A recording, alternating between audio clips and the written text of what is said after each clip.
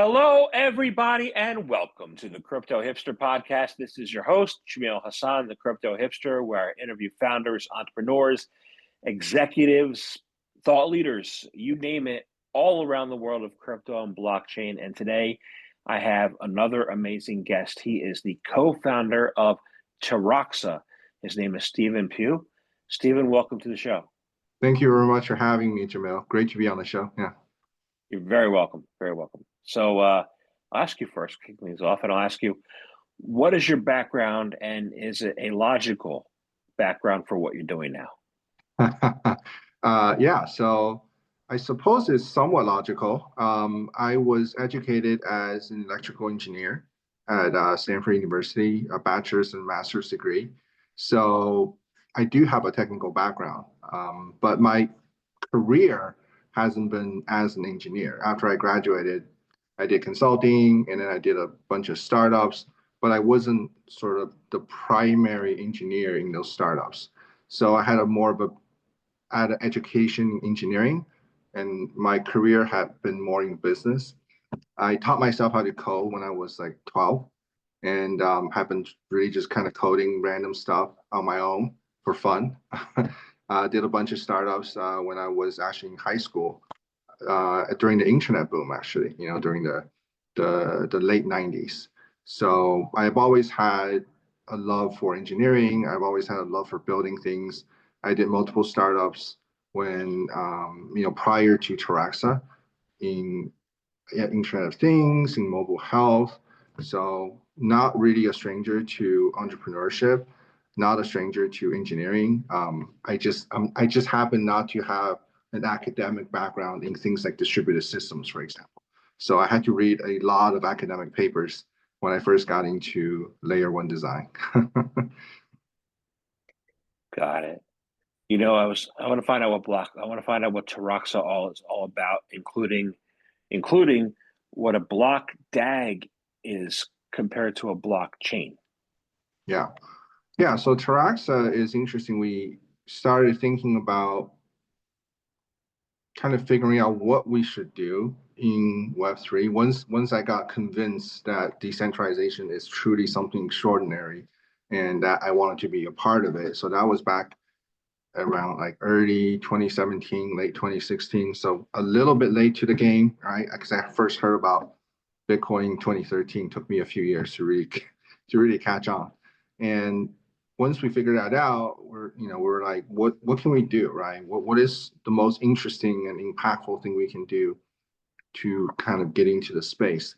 And layer one was at the time a pretty obvious choice because, as we all know, Ethereum just came out and smart contracts just kind of came out. ERC20s came out, had the big ICO boom, and we all saw that the state of the art, right, at the time, Ethereum was not really that scalable.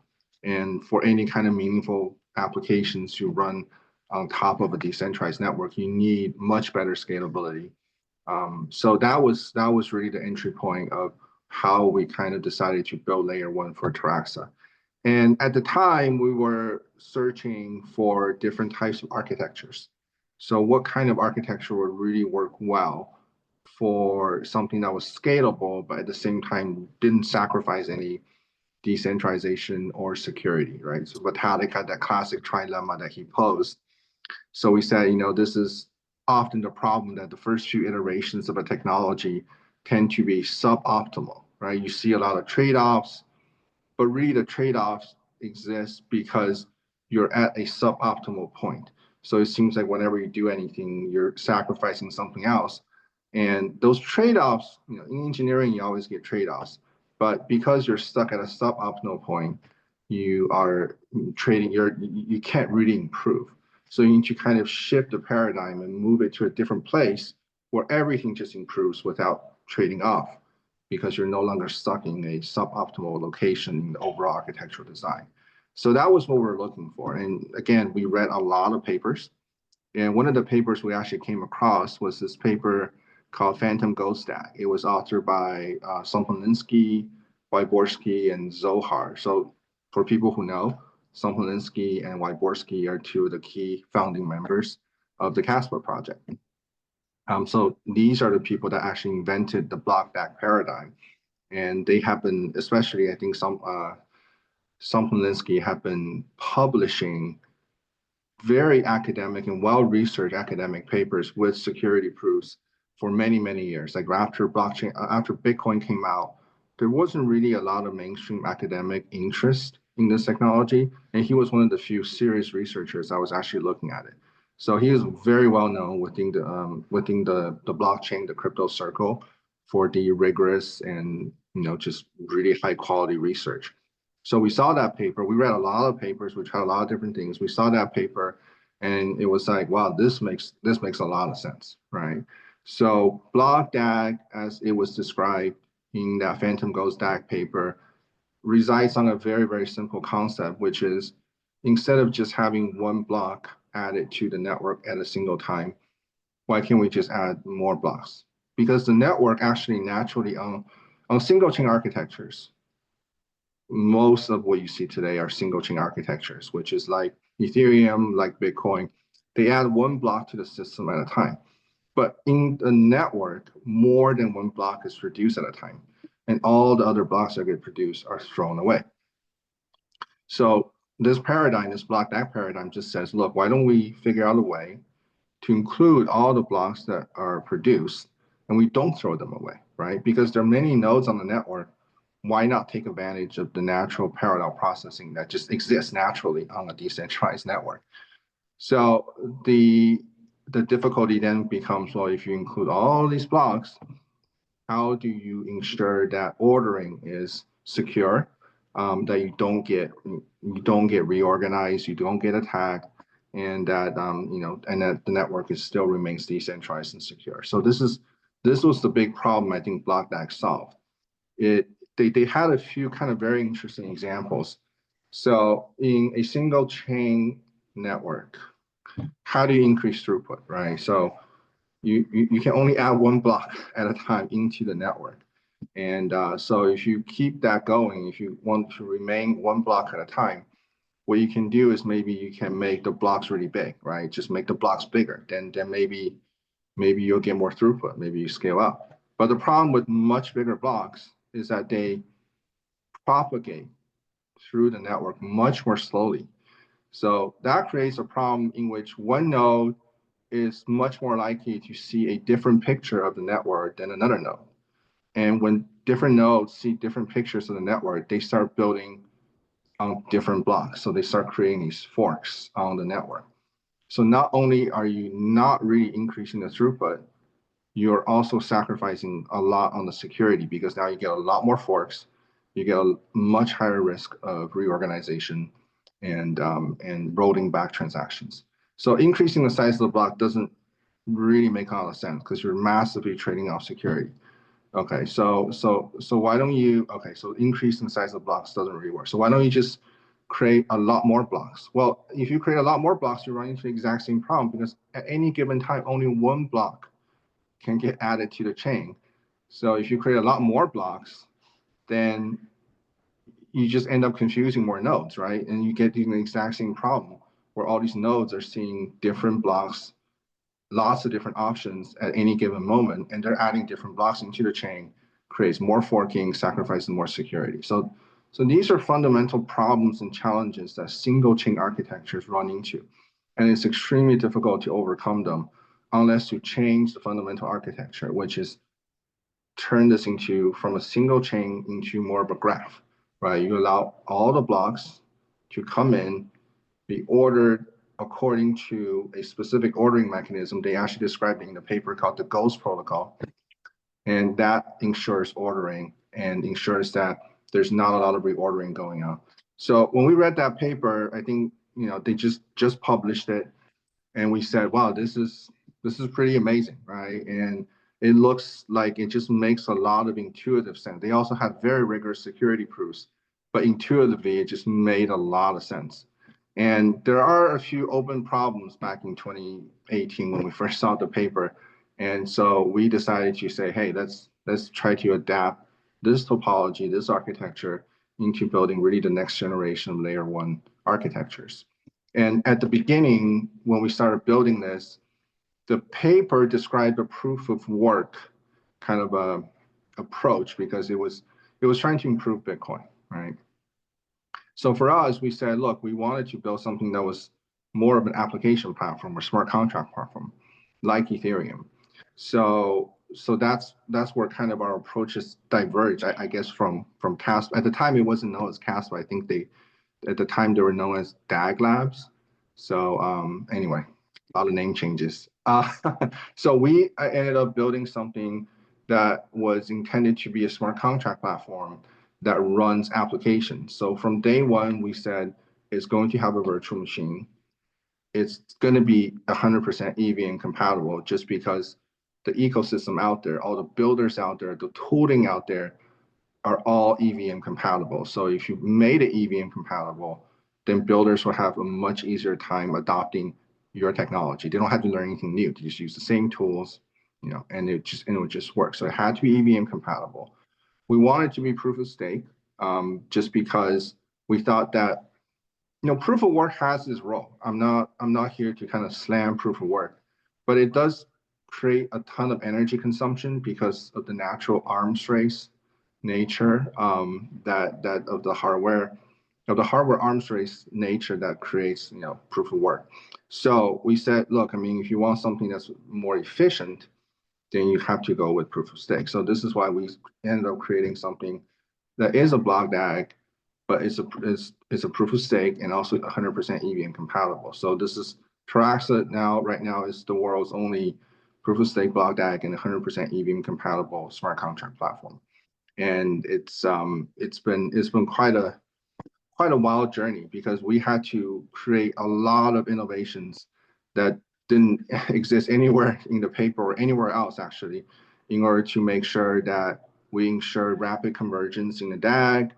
We made sure we were actually able to natively integrate a VM onto the block DAG while removing all the throughput bottlenecks. We had to add another layer of consensus on top of it to make sure that the security guarantees are not broken, while at the same time we can maintain high throughput. So we added a lot of we had to invent a lot of stuff in order to make sure that Taraxa as it exists today worked as intended without making any crazy decentralization or security sacrifices. Yeah, so it's been, like I said, it's been a wild ride. We started in 2017, 2018. We launched our mainnet in April of 2023. It's been running ever since. So you had a 6-year, I guess, build process? Yeah, we had a really long build process. The interesting thing is that at the time we were in touch with, obviously we were talking to a lot of other teams that are building layer ones. And one of the interesting things that was different from what we did versus what they did is that these other teams were much more, I guess, market minded, that they prioritized releasing much earlier.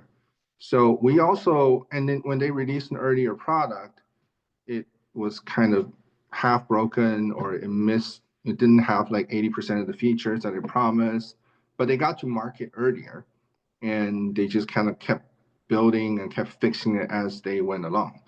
And we saw a lot of teams run into a lot of problems because it just didn't take enough time, and they recognize that. It's not like they're trying to trick anyone. You make the trade-off, right? So we always thought that it's for layer one, you shouldn't rush it into market because there's like people's money on top of it, right?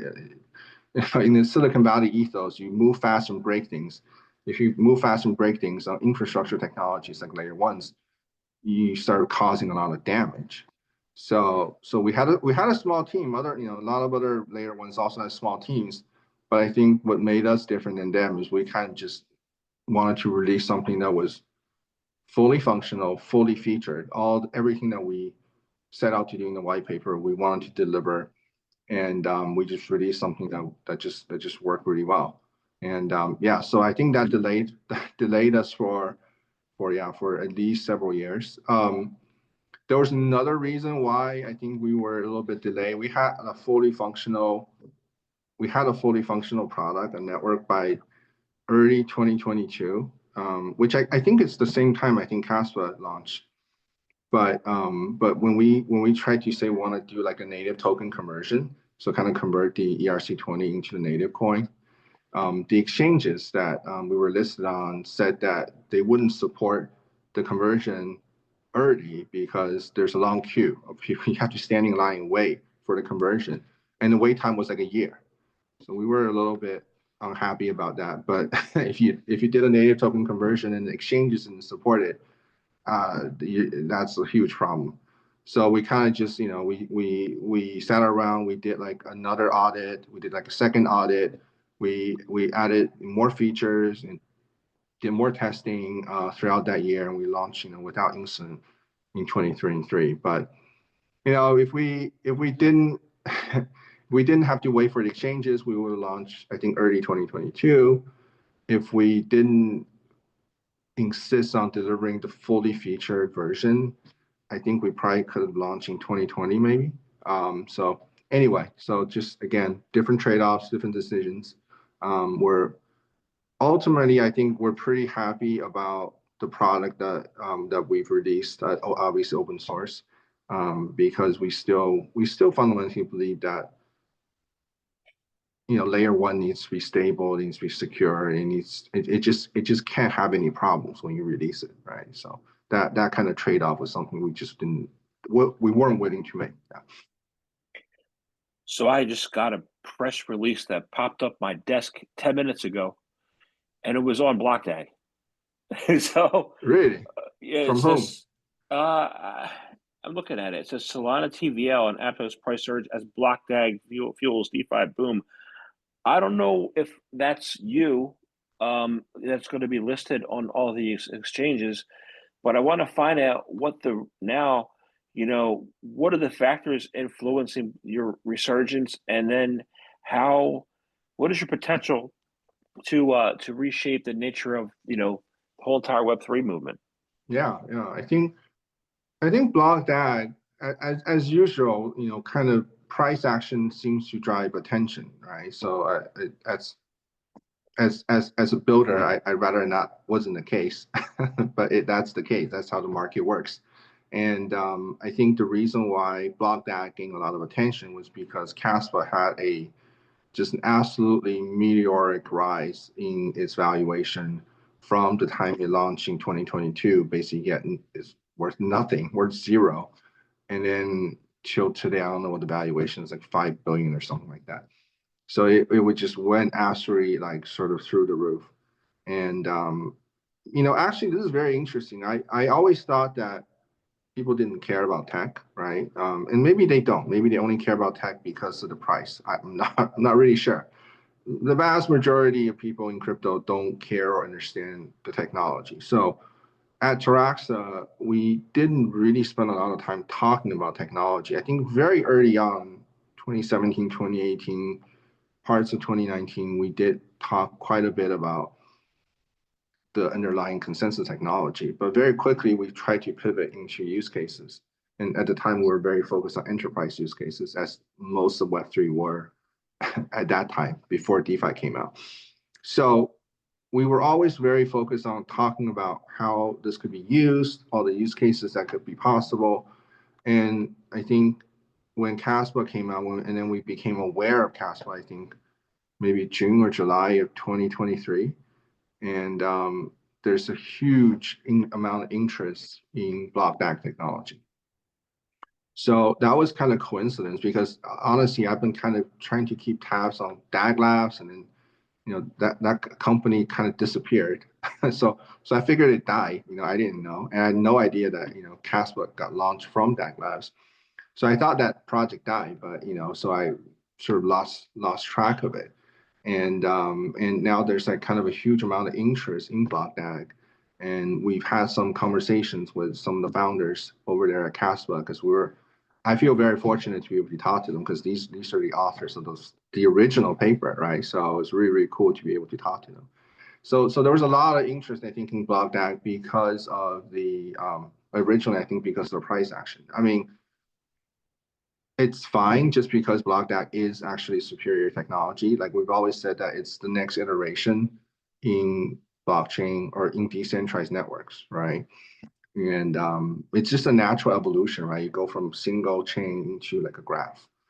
It's a superset. It's not extremely accurate, but it's sort of like a more generalized version of a blockchain. So it's just better technology in every single way. And how I would see it, you already start seeing a lot of projects kind of very quietly starting to adopt block DAC like architectures.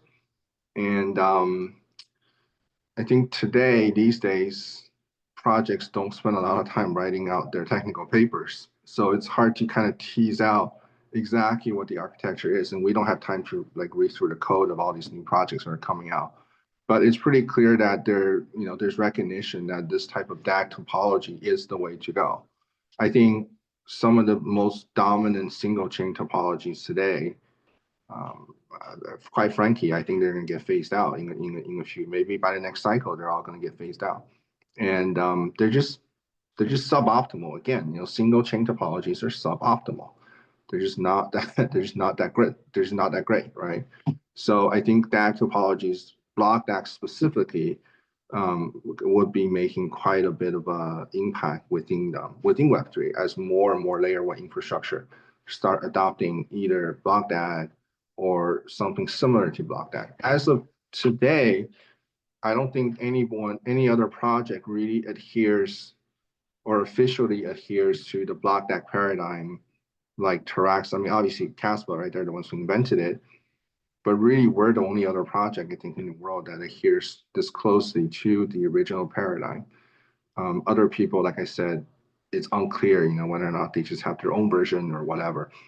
But yeah, I can definitely see it influencing other projects, which is a great sign, right? We're in this space, everything we build is open source. We hope that the things that we build will have a lasting positive impact, to not just ourselves, but to the entire space. Yeah. Got it. So let me make sure I can understand this correctly. And then I have a couple other questions too. Sure. In the past, I've interviewed Hedera and the Graph. They're a graph, right? And then I interviewed, it was Internet of Things project back in 2021 or two that I interviewed, a popular one. They had a DAG architecture.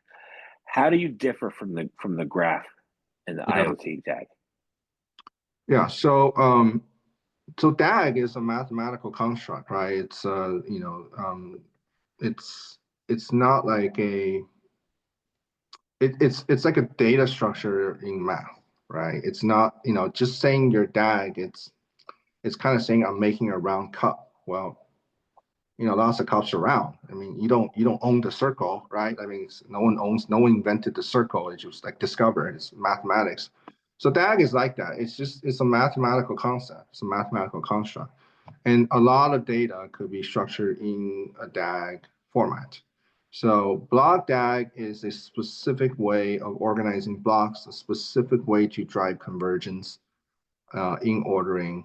So it's very, very specific. I think just because a project says it's DAG doesn't mean it's block DAG, right? So maybe they could have named it differently. They could have called it like something else that doesn't have the word DAG in it. Maybe then it'll be a little bit more differentiated. Yeah. So plenty of projects use some sort of graph in their data structure, in the way they organize their data on chain. But really, I haven't really seen anyone besides Casper, obviously, that does it exactly like the way that block DAG describes it. Obviously, everyone has trade-offs. The way this project does it is different than the way the other project does it. I think that's probably a little bit too much to dig into during this interview. But yeah, just because someone's DAG doesn't mean it's block DAG, right? So. Got it. So going back to 2017 and 18, I think it was more 17. Yeah. We saw a war between people who were big blockers and small blockers, right? We saw that in the Bitcoin that maybe they really needed a hard fork, but they ended up with a soft fork and created Bitcoin Cash or SV. Like, And you were around that time. So what did you learn from that war between the Bitcoin, the big blockers and the small blockers and the Bitcoin wars? And Yeah. how did you make a difference in what you built? Well, several things. I think from a high level, you start realizing that single chain architectures are kind of not going to be the future, right? Because the stuff that were being proposed to scale Bitcoin were just kind of very small incremental steps that had clear trade-offs, right? So if you wanted to, again, jump out of that, just drastically improve it, you have to jump out of that paradigm. Now, Bitcoin is revolutionary because it was the first one. It's just, there was nothing, I mean, there were one or two things before it that might have been similar, but it's truly revolutionary because it's really the first mass adopted, decentralized network. And the person, whoever he is, right, designed it and built it, obviously went with the most conservative design, which makes sense, right? Like when technology comes out, they tend to use conservative designs to make sure that it works and is secure. Right? Now, so that's the first thing that we really learn is that this architecture, this topology of single chain really is not the future. So you got to start looking for something drastically different, right, in order to scale. The second thing you kind of learn is that, and this happens, I think, in every single ecosystem, is that once they become big enough, they start to slow down in the way that they change. And it's natural, right? A lot more people are in it, a lot more financial interests are in it, a lot more stakeholders. Naturally, things slow down. It's like a company, a small startup moves a lot quicker than a large corporation, right? It's the same idea. So that part of it is a little bit more difficult, right? It's a little bit difficult to solve, right? Because you want you want these networks to be decentralized. You don't want there to be like a dictator at the top saying, we're doing this today, we're doing that tomorrow. That's not how it really works. But the more decentralized it becomes, the more successful it becomes, kind of the slower it innovates. I don't really know that there is a solution to that.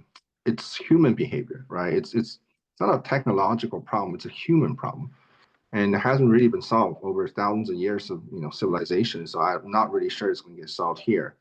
The only way that I think markets solve this problem has been the same way they've solved this problem for God knows how long, is that the poorly performing networks, the ones that don't adapt fast enough, they die, right? And the new ones kind of try to take their place. And we see that happening all the time, right? In the market today, we see that happening. The networks that don't innovate, that don't catch up, they don't get as much traction.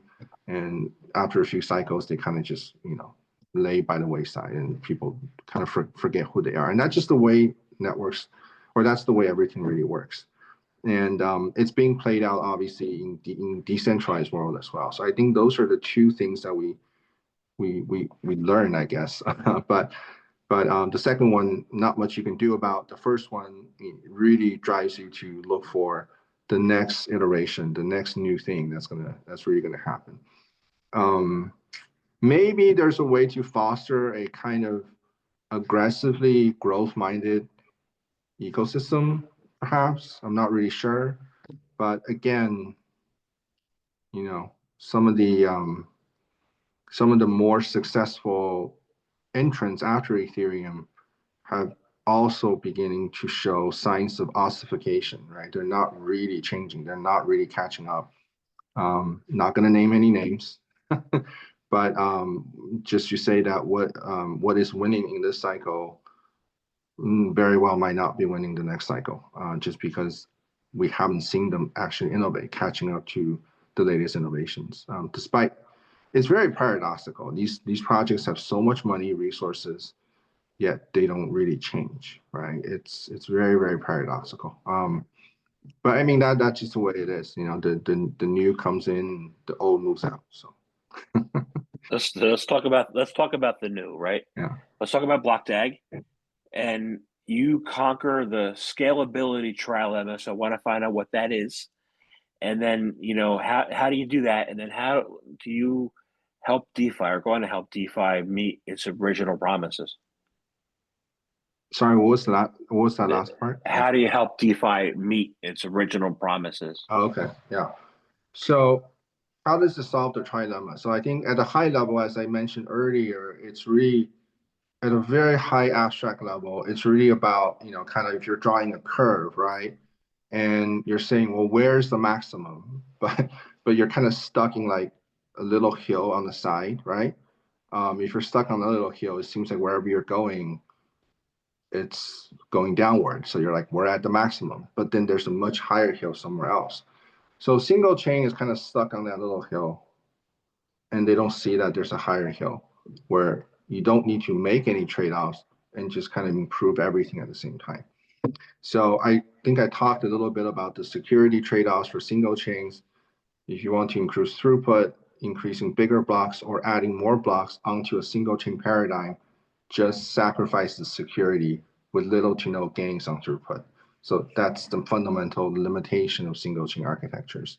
On a block DAG, you're naturally allowing more nodes on the network to contribute multiple blocks at the same time, or they're asynchronous. It's not even at the same time, just contribute into the graph, right? Adding more transactions into blocks and adding those blocks into the graph very naturally, asynchronously, and just having everyone contribute simultaneously.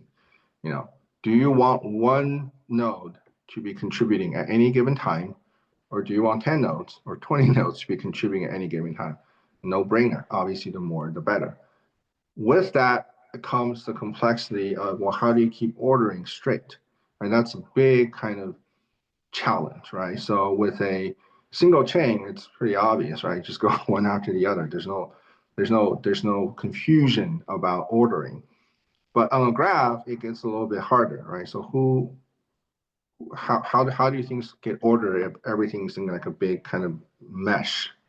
So then you start getting to the idea of I call it a popularity contest, right? So here's a popularity contest. When you create a block on the DAG, you say, when I'm creating this block, at the time of me adding this block into the block DAG, here are all the other blocks I see that are right before me, right? It's like kind of standing in line, right? So imagine you're standing in line and you're like, well, who's in front of whom? Because it's like it's not a single line, it's like a big crowd.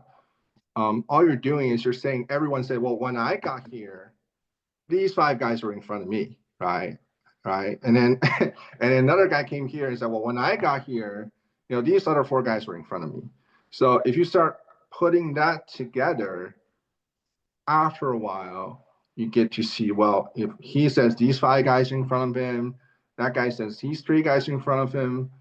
I'm not going to go into the math, but after a while, you can say, okay, then we can actually start doing some ordering out of this, right? Assuming most people are honest and they're not lying. So that's how you do ordering. That's kind of the ghost rule, which is weights. It's a system of weights, add them together, depending on who sees whom in front of them when they're creating those blocks. So that's a way to really solve the ordering problem.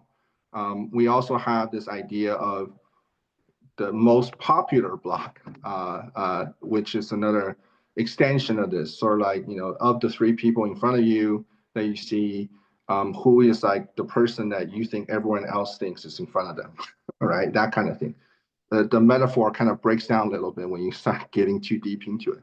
But it basically sort of who's in front of you and who do you think the most popular guy that's in front of you is, right? And if everyone kind of does that, and then you have this idea of building kind of like a path that links up the most popular people, the most popular blocks in the DAG, and that helps you to drive ordering convergence across the entire graph. So this is a critical problem that had to be solved. I think in the original paper for Phantom Ghost DAG, they described a different way of doing it, a slightly different way to the weighting system, the ghost rule is still the same, but to drive rapid convergence, they had a different way of doing it, which actually was very slow. But later on, as I talked to the Casper team, it was a really hard problem to solve. We actually didn't solve it, so we invented a new way to do it. And then they kept going, and I think they actually solved it. And honestly, I hadn't had time to kind of dig into their solution. But in the end, what you're trying to do is you're trying to make sure that there is ordering established, and that you want the ordering to not keep changing all the time. So that's what we call rapid convergence. Like the ordering needs to kind of get set in stone very, very quickly, so that some attacker can come in and just mess up your ordering like arbitrarily, right? So that's how it really sort of ensures that there's still security, right? There's no reorganization. It's very hard to attack, and that there's still decentralization. There's no like sort of crazy like pick a leader to do something. A lot of, I think, proof of stake consensus has this kind of issue where they're kind of picking a leader, and you know who that leader is. So just attack the leader, right? I mean, pretty simple. So these are kind of issues that they have. But this one, all the people are randomly producing these blocks at any given time. You have to attack the whole network, right? So no decentralization sacrifices, no security sacrifices. But at the same time, clearly you get a massive throughput upgrade just because there are a lot of nodes adding blocks into the DAG simultaneously. So intuitively, this is a way you can start understanding this. It's kind of, lots of people working together and using kind of who's in front of me, kind of a analogy to determine ordering. And it just works really well. And it's very elegant. I mean, that's one of the reasons why we just absolutely love that paper when we read it. It's so elegant. Like it's so simple. It just makes sense, right? So that was very, very interesting. So how does this help DeFi, right? So DeFi obviously is interesting because nothing generates tons of transactions on chain like DeFi does. I don't think there's any other class of applications that makes use of these decentralized networks as much as DeFi. So I think there's several things that can really help DeFi. Number one, obviously the scalability.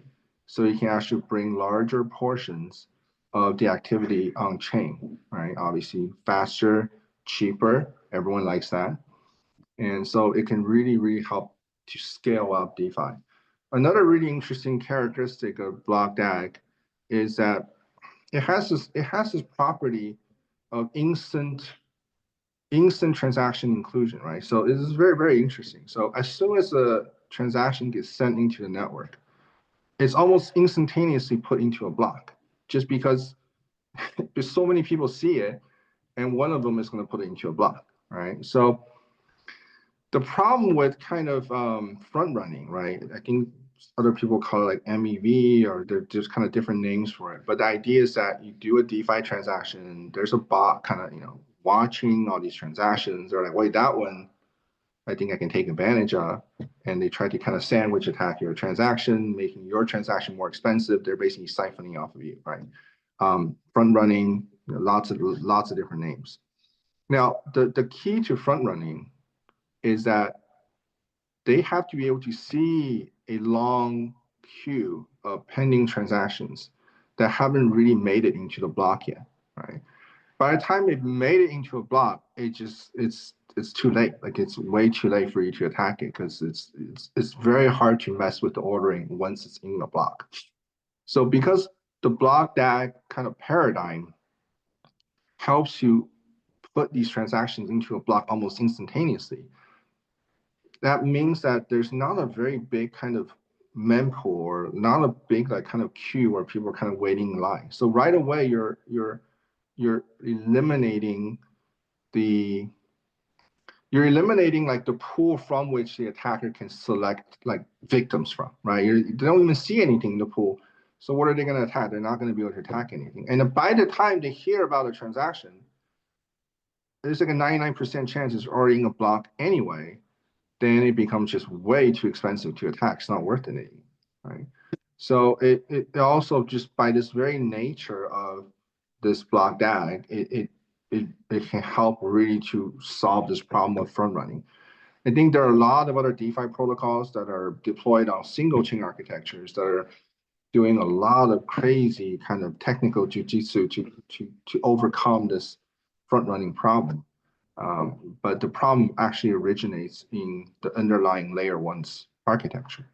So this is something that's not really well known, not really widely understood, but it costs a lot of people a lot of money every single day actually.